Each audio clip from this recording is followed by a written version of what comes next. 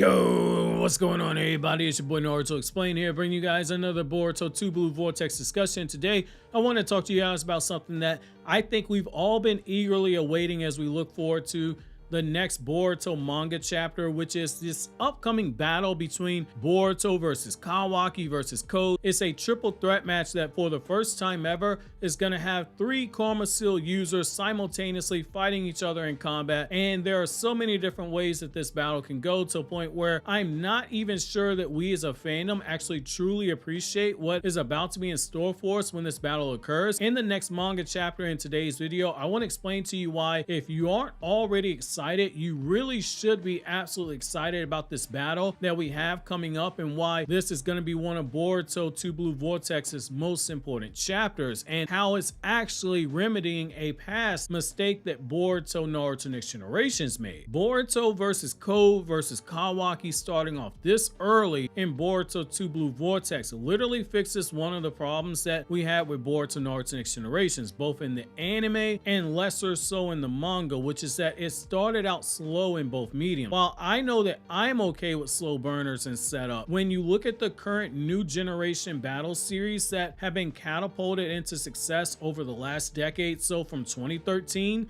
to 2023, one thing that you consistently see with them is that after the intro chapter establishes the world building, the foot goes right on the gas and it continually ramps up until we reach a certain fixed point where there needs to be some maintenance done, which is basically what the Cold Assault arc was in Boruto Naruto Next Generations, where it slowed things down and it set up the next few major conflicts and made tweaks to the characters and their character interactions before putting the foot back on the gas again. With Boruto Naruto Next Generations, there were deliberate choices that were made that the Naruto series creator Masashi Kishimoto spoke about both in 2016 as the Boruto manga was rolling out, and in 2017 right before the Boruto anime came out, which is that Kishimoto said that he wanted both mediums to show the very thing that Naruto's generation worked so hard for, which is a time of peace, and the opportunity to show those good times and how the new generation has prospered during this peaceful upbringing that was so drastically different than their parents, before shifting over to the darker stuff showed in the flash forward sequence, which ironically should have been something that longtime readers and viewers of the Naruto franchise should have appreciated. But the series spent so much time, particularly in the anime during this time period, that it turned a lot of people off, because it no longer felt like a sequel to one of the largest battles shonen in history. Again, this is more so for the anime because the manga was faster paced than the anime. When Itachi was the same age as Boruto at the start of Boruto Naruto Next Generation, tender age of 12, where he's running around the village without a care in the world, and he's eating thunder burgers like crazy. Itachi, at that same age that Boruto was in the manga, had awakened his Mangekyo Sharingan already, had massacred the Uchiha clan, and a year later he literally one-shot Orochimaru with the Uchiha clan's demonic shackles illusion jutsu. When sweet little Himawari was a precious 3 years old, running around in the Naruto The Last Epilogue scene in Boruto's 5, and they were interrupting Naruto's training out on his balcony, Himawari was at the same age as Hinata when she found herself being kidnapped and was about to have her Byakugan stolen by the Cloud Village, and Neji was 1 year younger than Boruto was during the events of Naruto The Last Epilogue. Neji had to sit there and accept that his father was dying to protect the main branch and keep the Byakugan from falling into the hands of the Cloud Village. He had to carry that burden growing up, and it led to him fostering hatred and resentment towards the Hyuga clan. Longtime fans, based off of what I've seen, wanted to see this new generation repeat some of the stuff that made us fall in love with the old generation. They wanted to see extended training, which instead, while we did get training sequences, anyone saying that there was no training in Boruto, they're being disingenuous, but they were kept short because this new generation was noticeably more talented than their parents, and for a really good reason. They literally had their parents available to focus all their time on training them. Unlike Naruto's generation, when they were coming up, their parents were dispatched on missions because the 5 ninja villages were in open cold warfare with one another. War could break out at any moment. Boruto's anime started extremely slow, and the manga started slow with a recap, with us basically having to wait 3 whole manga volumes before we could actually find out what Boruto's marking was. By comparison, when you look at Boruto's peers, Demon Slayer started off with the world building being given to us. Tanjiro's family was massacred. A clear goal was set up to find a cure for Nezuko, and we jumped right into the training and the stakes continued to increase. My Hero Academia did a very similar thing, as did Black Clover's manga, getting a chunk of the world building out the way with the first 2 chapters and quickly putting the foot on the gas once Asa became a magic knight. Jujutsu Kaisen started out differently in the manga, where it's a linear story than what you had in the anime. There was no Gojo saying that you're about to be executed in the opening and then it becomes a flashback. Everything else you saw in episode 1 was straight out the manga. The foot began to go on the gas from that moment onward. Boruto Naruto Next Generations, on the other hand, suffered from being a sequel and already having pre-existing world building and starting in a time of peace where the threats don't make anyone go, wow, this might be a problem. They might be in danger, because in the back of your mind, you knew that if things got too bad, Naruto and Sasuke could show up. And it took us well almost into the halfway point of the manga for us to realize that this was not going to be the case, and that in these soft times, it resulted in dangerous threats hiding during the time of peace. And because of all that peace, Naruto and Sasuke were blinded to this evil rising. Had this been something that came out, say, 15 years ago, if we assume that Naruto had already ended before 2008, so say Naruto had ended in 2005 and Boruto Naruto Next Generations came out in 2008, you wouldn't have run into a similar problem, only for one reason. The way that people consume content from this generation to the past generation, it's changed drastically.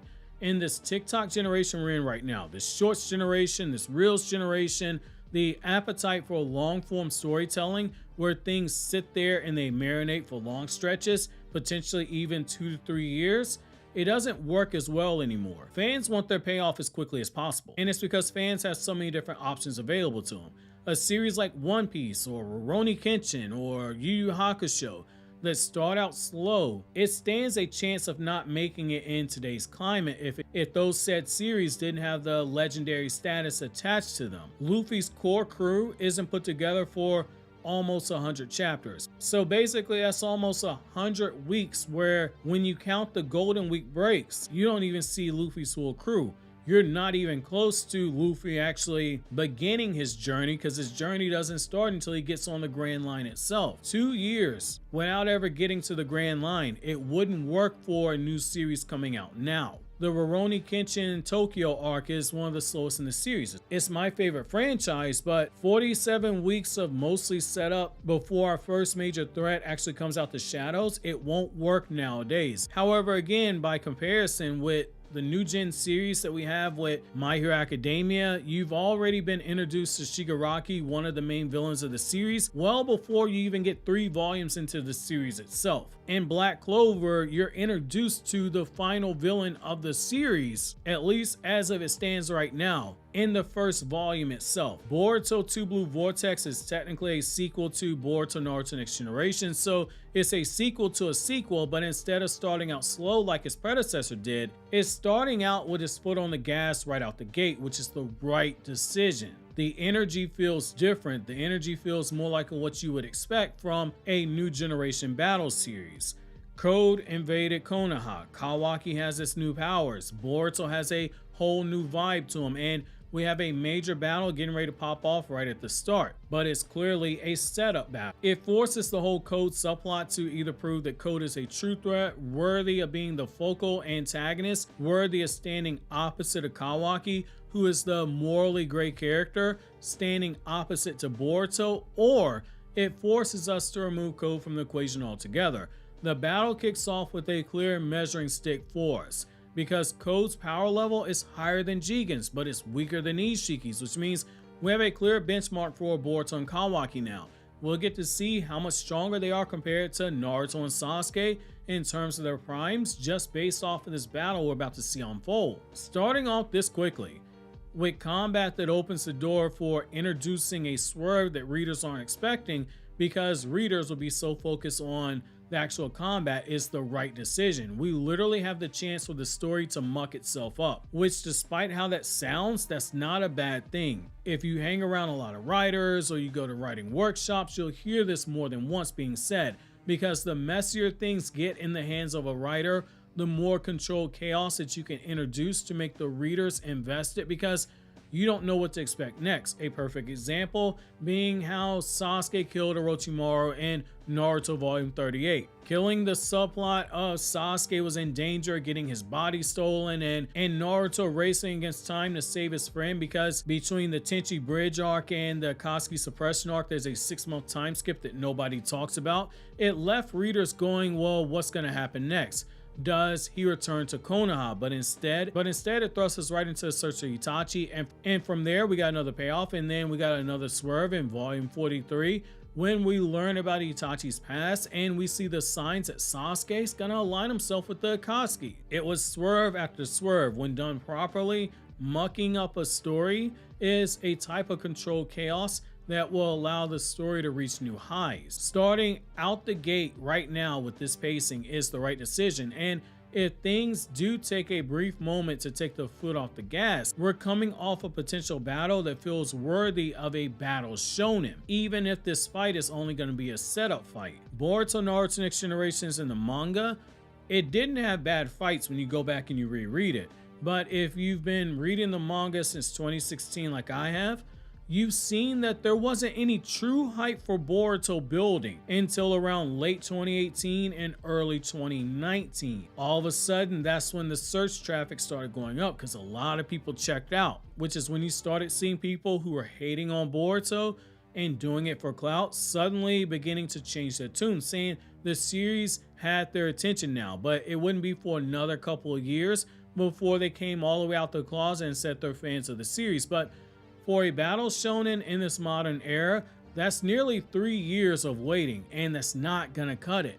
Not when fans have so many different options. 2 or 3 slow back-to-back chapters and fans now will drop a series and they'll go read one of the other 200 other chapters that are available to them on the Shonen Jump app or the Manga Plus app, or if you're one of those poor souls that are using K-Manga, there's a lot more options that fans have, especially given the large number of people that are used to consuming media that's already finished so they can binge watch or they can binge read. There's a certain art that comes with reading a ongoing series. It's for that reason I do believe that you should be excited, because I believe this battle is a sign that someone over at Shueisha, they got the memo. Whether or not this takes Boruto sales back from struggling to crack 150,000 copies sold per volume all the way back to its highs of selling 400,000 a volume, or selling a consistent 200,000 per volume like Dragon Ball Super does, where even with this latest manga volume that is coming out that is for an arc that a lot of fans don't like because it's a prequel to a movie retelling, it still sold 140,000 in only 17 days, well on its way to selling its usual 200,000 copies. Whether or not Boruto can rekindle that fire, it remains to be seen, but it's worth keeping our eyes on moving forward, because if this manga starts out strong, it might bring back those Japanese fans who they elect not to purchase Boruto's physical volume anymore, but